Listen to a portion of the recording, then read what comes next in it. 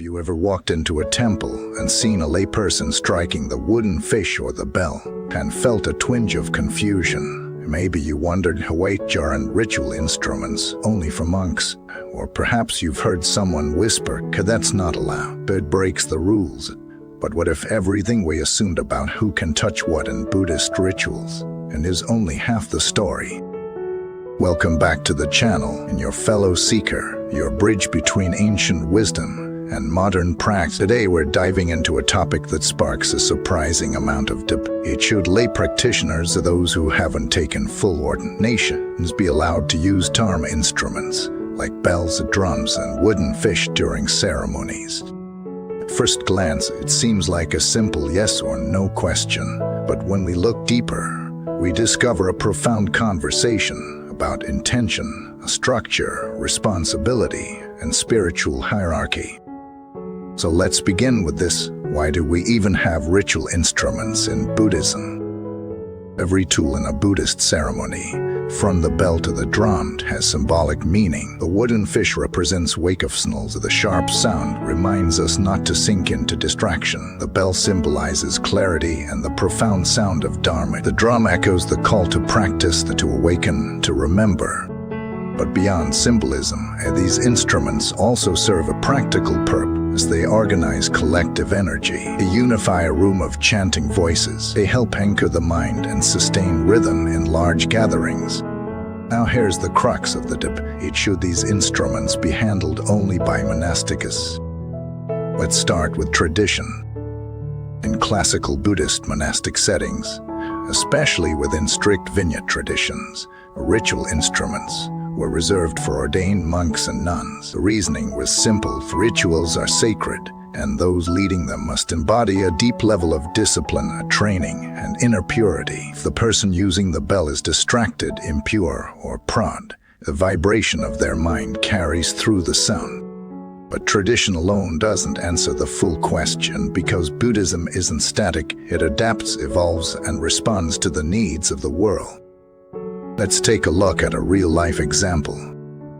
In a small monastery in the remote mountains, there were only 3 resident monks, all elderly. Every year during the Ghost Festival, hundreds of locals would flock to the temple for blessings and merit-making. But the monks couldn't possibly manage the entire ceremony alone, chanting incense offerings, crowd management, and yes, using the ritual instruments.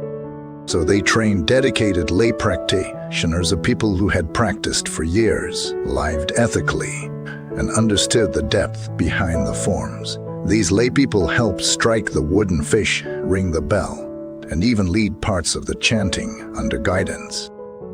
And guess what? The ceremonies weren't disrupted. They became more powerful. The energy was focused, the community was united, and the Dharma flourished. Now, does that mean anyone can just walk into a temple and ban a bell? Absolutely not. And this is where nuance matters. Just because something is technically possible doesn't mean it's always appropriate. Buddhist practice is rooted in intention, respect, and awareness of context. Here are 3 key principles to consider. Authorization.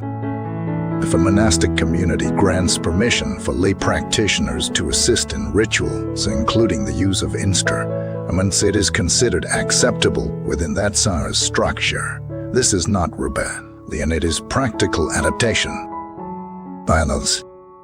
Rituals are not performances. They are secret expressions of inner cultivation. Just as you wouldn't let an untrained person lead surgery, you wouldn't let an untrained person lead a ritual that channels group energy. Proper training is essential. Motivation. Why do you want to use a dharma instrument? If it's to help create harmony, support the Senhar, and deepen your own practice, it's beautiful. But if it's to be seen, heard, or praised, that's ego, and that vibration echoes louder than the bell itself. Let's also address a common question: can women use ritual instruments? Historically, some cultures restricted female participation in ritual leadership, citing purity laws or gender roles. But from a Dharma perspective, this limitation is not rooted in core teachings. It is a social overlay. Buddhism, at its essence, does not discriminate by gender. In fact, some of the most respected early disciples of the Buddha were women, Mahapapadyakamas Uppalavan, who taught a guided and lived the precepts as fully as any monk. In modern nunneries around the world, female practitioners led entire rituals, play instruments, give teachings, and hold retreats. And so again, the question isn't, can women do it? It's, are they trained, authorized, and mindful in doing it? Let's circle back to the heart of the matter. This debate, should lay people use ritual instruments, about bells and drums. It's about spiritual maturity. If you treat the practice with reverence, the instruments become extensions of your heart. The sound you make isn't just heard by the ear, it's felt by the soul.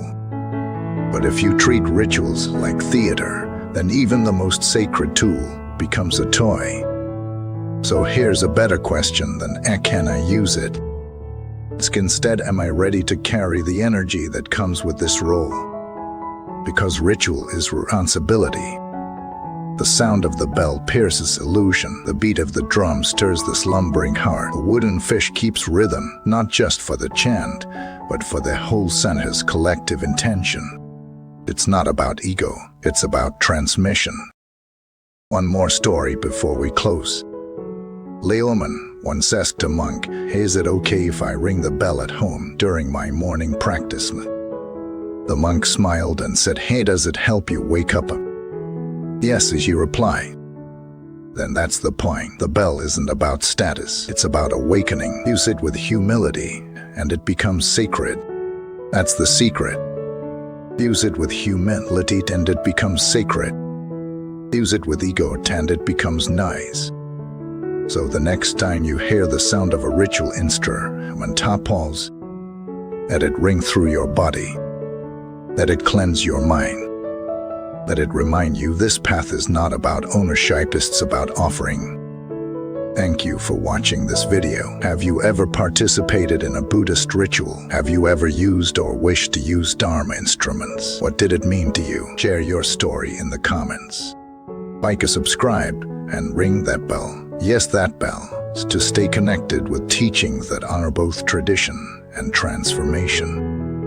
Until next time, practice with respect, live with sincerity, and let every sound be a call to awaken.